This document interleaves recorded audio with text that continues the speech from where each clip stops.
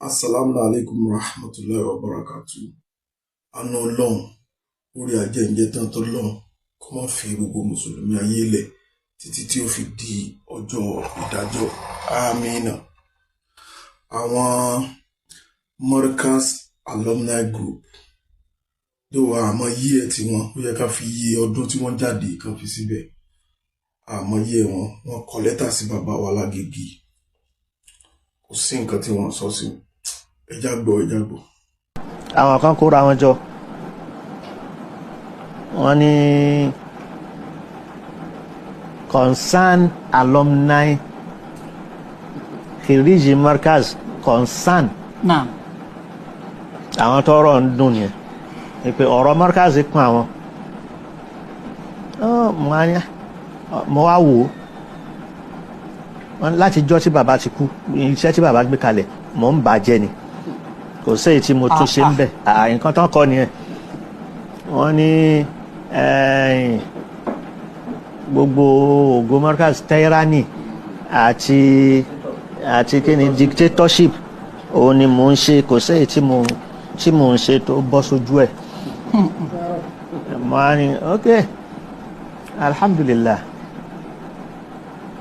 Tí bàbá tó bí mi Radiyallahu ta'ala anhu. tó bá jí nísìn Allahu Akbar. tó bá wọnú ọgbà yìí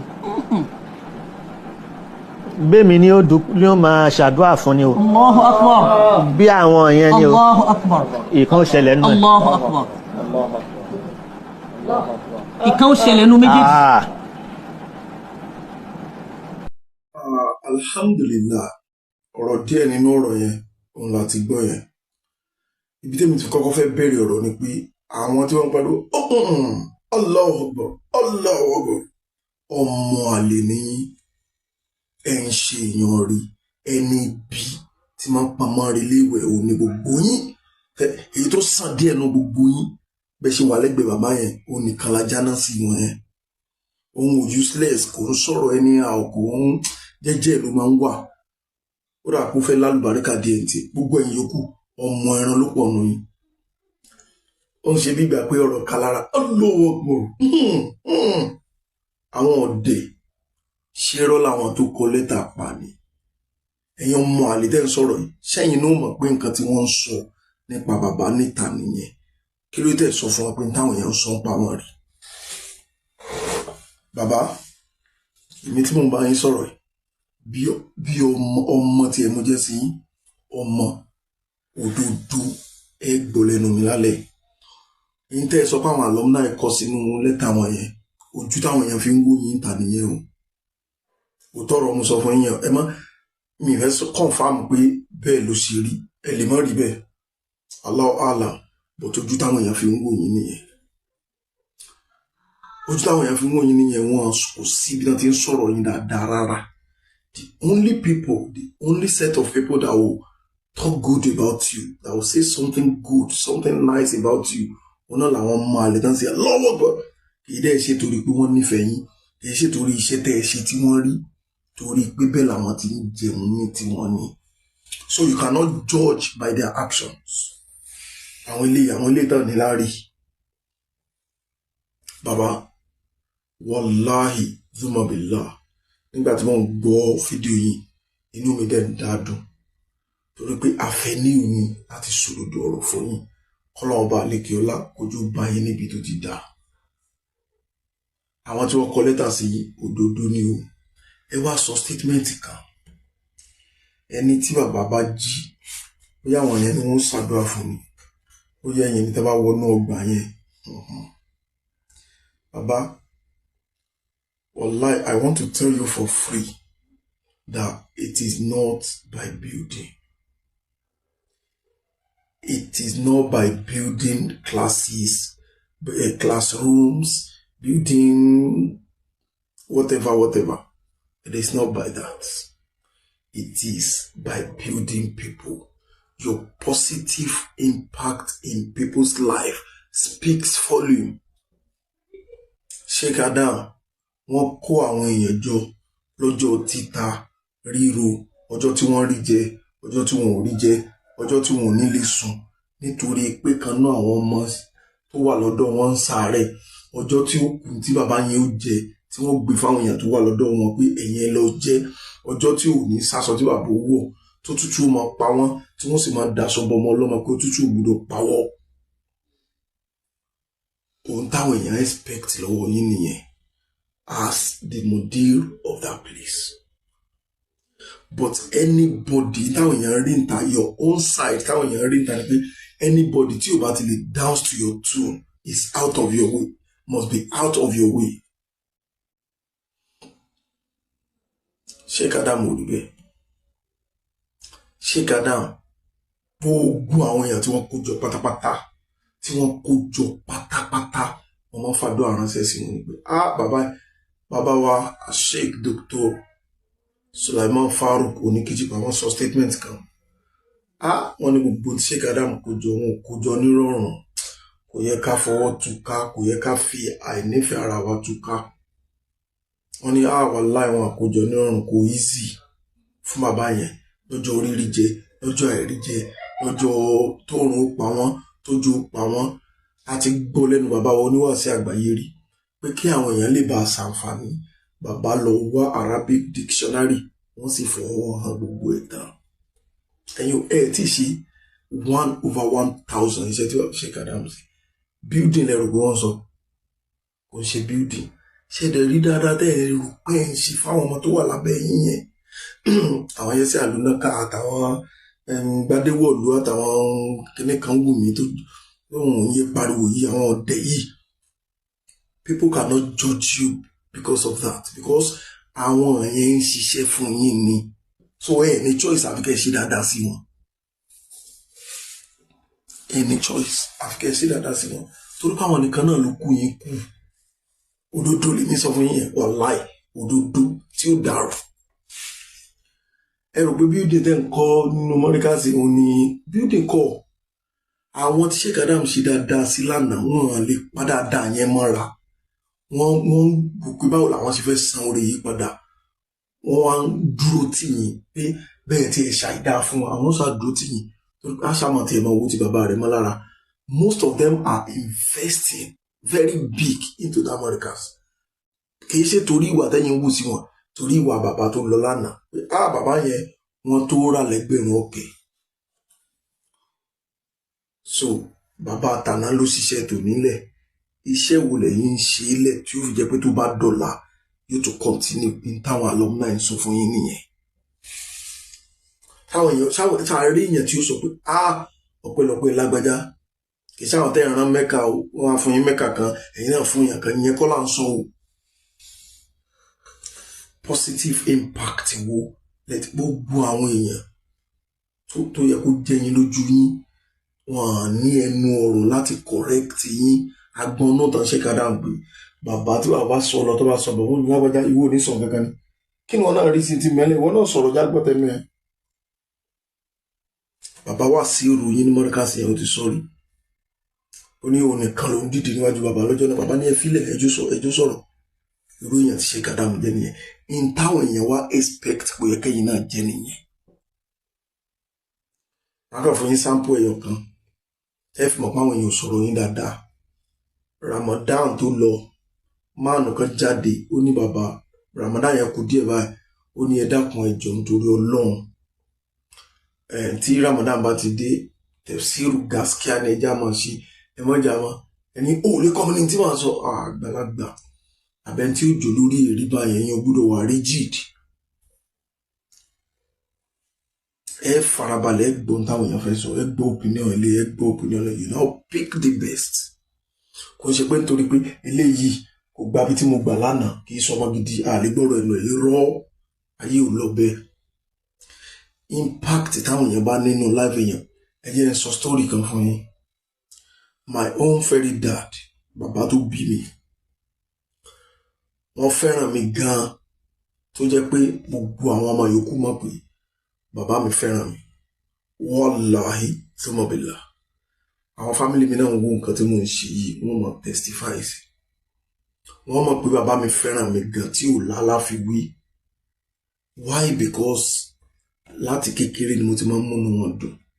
Èmi máa ń lọ competition tó pọ̀ gan. ní school mo dẹ̀ máa ń win award so I always make him proud so wọ́n fẹ́ràn mi gan wọ́n dẹ̀ fi pamọ́ so everybody ti wá mọ̀ pé Daoud kúkú lẹ́yìn lójú Aláàjì ó yá wọ́n bá fẹ́ gbà nǹkan Daoud lọ bá aṣọ fàlàjì kan fún wa ní kiri kan tí bàbá mi àti màmá mi bá ní gbólóhùn àsùn tí bá lọ bí wọn pé Aláàjì kí ni mọ́mí mi ṣe wọ́n rojọ́ fún mi wọ́n ní kí n lọ gbọ́ tẹnu wọn náà màá lọ sọ́dọ̀ mọ́mí màá lọ gbọ́ tẹnu wọn kí l'Aláàjì ṣe kí máa lọ padà lọ bá Aláàjì pé ẹ̀yin ò bá ti ní sùúrù fún wọn. Then I was young wọ́n fọwọ́ ra mi lórí pé ó kárí ọmọ alálùbáríkà ni.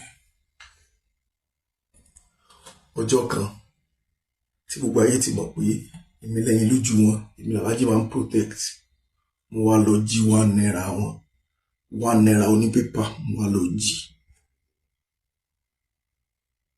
wọ́n wá ká mi mọ́bẹ̀ àwọn fúnra wọn náà wọ́n ká mi mọ́bẹ̀. He was so disappointed. He was like ìwọ tí mo ti rò pé mo fẹ́ fẹ́ yẹn lẹ́fun àsólè ni ẹ àṣekínní kan ní ẹ ibi táwọn ò bá ká mi mọ́bẹ̀ báyìí àwọn ò lè ever nílé ayé àwọn ronú sí mi pé mi ni mo mú yẹn mi ì dẹ̀ mú owó wọn rí láyé. That was the first thing. Pé àsólè ni ẹ wọ́n wá wò mí títí sí wọ́n ní kí n má fowó yẹn sára owó àwọn ọmọ kí n má mú lọ nígbà tó yẹ pé mo fẹ́ jí náà ní kí n má wọ́n wá sọ̀rọ̀ yẹn wọ́n wá disappointed mo wá sun ẹkún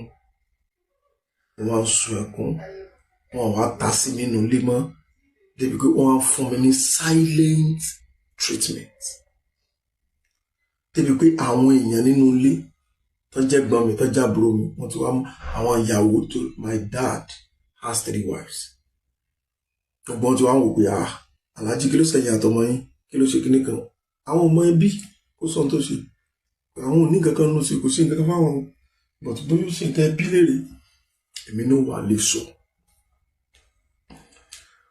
Number 1 ẹ̀kọ́ tí mo kọ́ bí wà tán wù sí mi ni pé wọ́n bà mí lórúkọ jẹ́ lójú àwọn èèyàn torí pé tó bá sọ fún wọn pé ó jí mi lówó ni tí nǹkan mi bá sọ nínú lílo nígbà mi wọ́n máa rò pé mi mo jí ó dẹ̀ lè má jí mi. Wọ́n sọ fún anybody wọ́n kàn rán wọ́n bà mí lórúkọ jẹ́ wọ́n sọ kankan tí ò dáa wọ́n kàn fún mi silent treatment láti ọdún yẹn tó fi di bí mo ṣe ń sọ̀rọ̀ yìí mi mú nǹkan ní nǹkan mọ́ tèmi di bí mo ṣe ń sọ̀rọ̀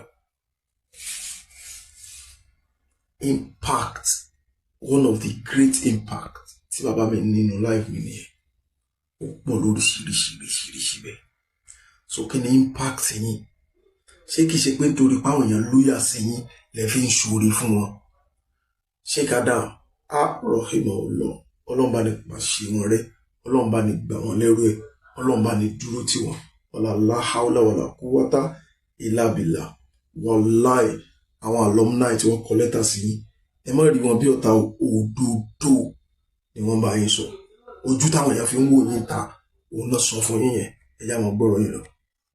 ẹni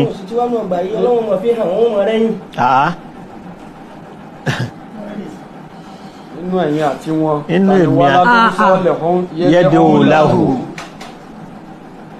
ta ni ó máa táyé ń sáré ẹ̀ ṣàdúrà fún bàbá yẹn. Akramakumullah.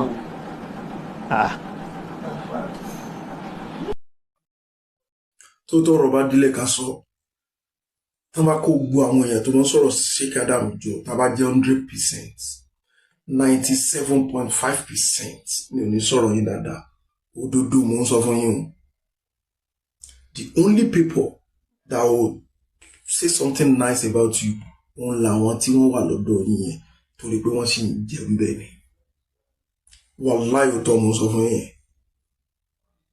It is not by building impact yín nínú people's life. Gbogbo àwọn eléyìí wọ́n kàn fẹ́ jẹ́ àwọn náà fẹ́ wà ń sáfù wájú lọ́dọ̀ yín wọ́n náà fi ń sọ gbórí burúkú tó ń ṣe. Wọ́n mọ̀ pé táwọn èèyàn ń sọ nípa yín níta pé kò dáa wá ìtàn lè sọ fún yín. Ọlọ́run àwọn tí Ọlọ́run kò ti fèrè àwọn náà àwọn ló sọdọ̀ lórí burúkú torí pé àwọn náà wọ́n máa ń sọ pé àìwọ náà lọ́lọ́run wà àlẹ́ lómii ní kíní kan wọ́n dẹ̀ mọ̀ páwọn èèyàn sọ̀rọ̀ fèrè àwọn náà dáadáa ń ta. Wallahi mi fi yín wé fèrè àwọn ọ̀nà ẹ má sì mí gbọ́ mo kàn ń bẹ lọ́hùn pé bá a ṣe fẹ́ kẹ́ ẹ rí nínú ẹ̀mí wa torí pé bó ṣe yẹ kó wà ní pé òkè pátápátá ló yẹ kẹ́ ẹ wà àtàlùsùnà o àti tẹ̀blígì o àti súfì o àti kọ́dìríyà o àti tìjàníyà gbogbo wa abẹ́yìn ló yẹ kẹ́ wà but kí ni ó mú alábàlá abẹ́yìn tẹ́yìn náà bá ń fa wa náà ní grace yá ní tí lágbájá sọ yìí ẹjá wòye sí o tẹ́ẹ̀ni máa sọ pé ẹ̀yin nìkan lọ̀rọ̀ wà lẹ́nu yín ẹnìkan kan ò lè challenge tẹ́ bá sọ irọ́ o ṣé gàdá mi síbẹ̀ wàláì wọn ṣe bẹ́ẹ̀ wàláì wọn kì í ṣe bẹ́ẹ̀ sọ ẹjá máa gbọ́rọ̀ yìí lọ. so concern alumni yẹn mo rí i pé nǹkan kan concern o.